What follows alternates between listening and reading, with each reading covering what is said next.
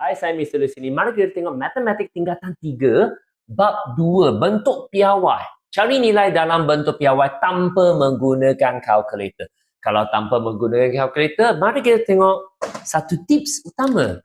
Tips dia adalah begini. Jika you ada titik, okay, kalau kuasa tu you nak tambah, titik gerak kiri. Kalau kuasa tu you nak tolak, titik kena gerak kanan. So, sila hafal ini dahulu. Kalau lepas hafal, kita boleh mula. Ingat, ini adalah hanya boleh digunakan untuk kuasa ataupun power.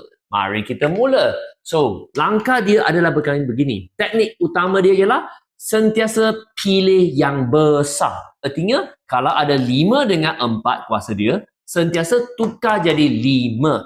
Berarti, sini kena jadi 5. Ingat, nak tukar jadi yang besar. So, sini kena jadi 5, oleh itu kena tambah 1. 4 tambah 1 jadi 5. Jikalau you tambah, titik kena gerak kiri. Okey, tambah 1, titik gerak 1 kali ke kiri.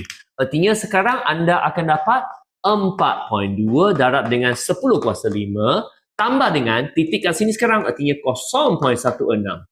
Darab dengan 10 kuasa, tambah 1 jadi 5. Sekarang kuasa sudah sama, nampak? Sini 10 kuasa 5, 10 kuasa 5. Apa you buat? Faktorkan ke belakang. Kalau you faktorkan 10 kuasa 5 ke belakang, tinggal apa kat sini?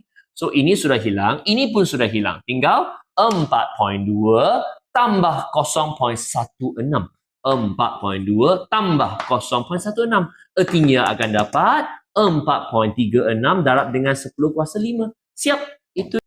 Untuk mengetahui lebih banyak, anda boleh join saya melalui kelas percubaan secara percuma.